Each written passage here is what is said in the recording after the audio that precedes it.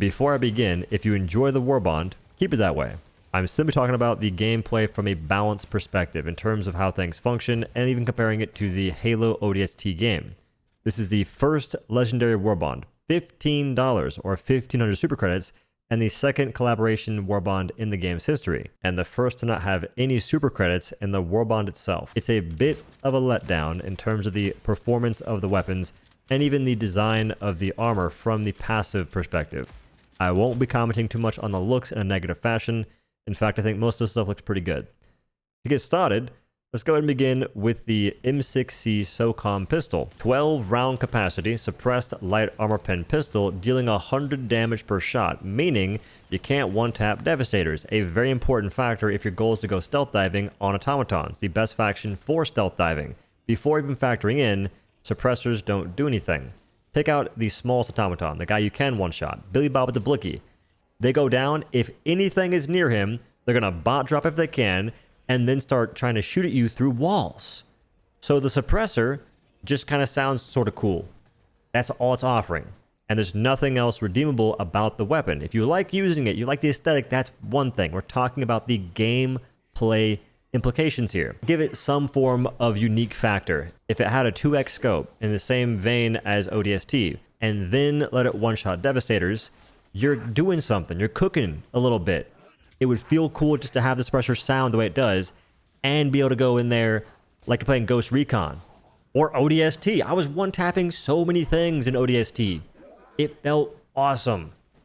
This weapon don't feel awesome. And this is also before including the sway, which potentially is a bit higher than Talon.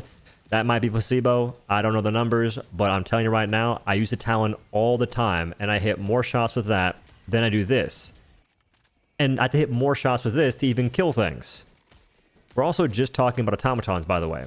You can't one-tap the heads on warriors, and you can, luckily, one-shot the Jondals on Boatless. If you consider how little damage it does in the grand scheme of things, for instance, look at a scout straight out of leg. Light armor pen, you can damage it. 15 shots later, brother. That's a durable damage issue, often affecting light pen weapons, and this Warbond has 3 of them. The next one's going to be the M90A shotgun, which has 605 damage, 6 round capacity, recoil fire rate aren't a huge deal. The rounds reload. You can fire, reload, take out ammo, skipping on the reload timer, essentially. It feels great to shoot, but there are so many instances in which it doesn't feel good to try and get kills. On the Hive Guards, for instance, they don't have a meaningful weak point for light pin. Get behind them somehow, shoot them, they'll 180 and block the next shot in some instances, even though you stagger them. That is weird. You'll one-tap hunters, in some cases splooching them. Freaking sick, by the way. Destroying Wilburs, warriors, so on and so forth, but you can do the same thing with a host of other guns, namely marksman rifles that also one-tap from a bigger distance. They only require a little bit more aim, yet they have tons more ammunition. I think in total you get maybe 44 to 48 shotgun shells for the M90A shotgun.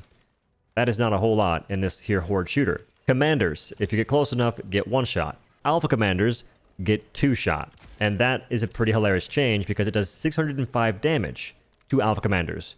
Whereas the Deadeye 2 shots them and that only does 300 damage. The difference in light to medium pin in this instance is quite sad. As far as I know, the Halo ODST shotgun is armor piercing. Any enemy that has no shields is getting one-tapped if they're in range. In this game, Helldivers 2, light armor pin. I'm telling you right now, Hive Guards are nightmare fuel. And they're spawning so many of them in some cases that your primary all of a sudden becomes useless against a regular Degler chaff unit. Shotgun look rough. The only thing that made it rough, by the way, is Hive Guards. The same thing applies on the other factions. Look at the Overseers for Illuminate. Break the chest plate. Okay, cool. I should be able to 2-shot it now. Now their arm blocks half the freaking pellets, so you can't 2-shot it. That's on the ground Overseers. Imagine the flying ones that are not in range. They're shooting from different galaxy. It'll feel good on Votless if you're buckshotting about 3 or 4 Jondals per shot. 2 is probably the average, though.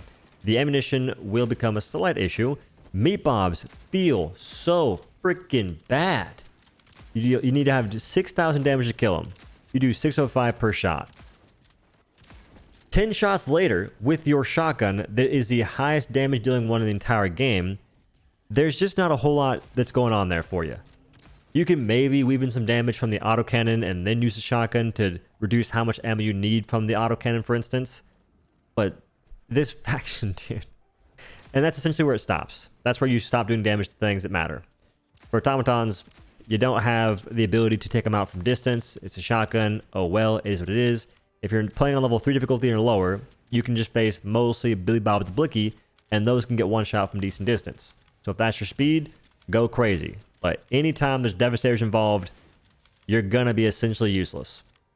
That's just how shotguns go if you don't have any sort of tight spread or a select shot. Feet first armor passive. Wearer makes 50% less noise when moving, which is noticeable, but automatons also have eyes, and they'll see you from a lot farther than they can hear you. Increased point of interest identification range by 30% is useless. You can almost loot the samples at the POI before it even reveals itself. It's maybe a 20-meter reveal range. Make it 150%, if anything, to make, or maybe 100% to make it make sense. Provides immunity to leg injuries, the most notable of which is falling off high structures. You don't break your legs, you still take the max damage though. And folks are saying you can still shoot your legs and the legs will break. I had a bunch of pouncers try and break my legs and it didn't happen, so I can't speak on that.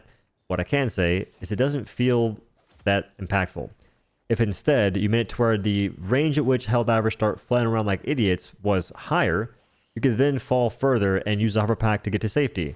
Or use the jump pack, or use the warp backpack, which is a bit sketchier, but there'd be more you could do. Instead of, you don't break your legs from falling, you still take enough damage where you need to stem anyway, so it doesn't change much of anything. MA5C assault rifle has a compass, but no scope, which means you'll be a lot less accurate hitting precision shots on automaton heads or illuminate overseers' faces.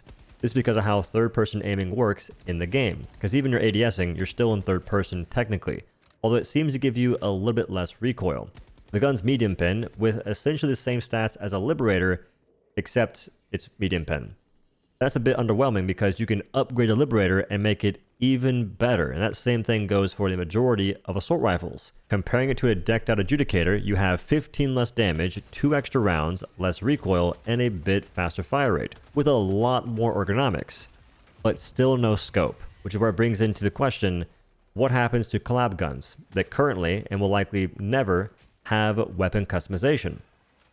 The gap will only be increasing, leaving these behind in the dirt. I don't know if the devs plan on ever buffing them either. Now, if you compare this to the one in ODST, they both kind of suck. Just gonna be honest. The one in ODST gets dropped for every other gun under the sun. 80 damage, and it's just medium pen, but you can keep it. M7S SMG, light armor pin with 70 damage and 48 round capacity.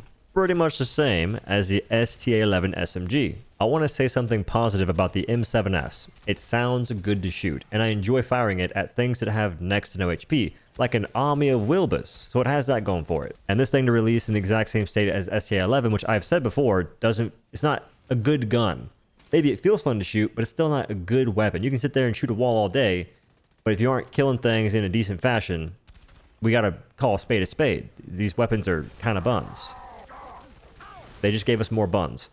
In Halo ODST, weapon is horrible. Some folks say they like it, and maybe I'm using it completely wrong, but even when you break shields, you just can't hit the headshots you need to hit because of the crazy bloom and spread in that game. These weapons are hella lackluster.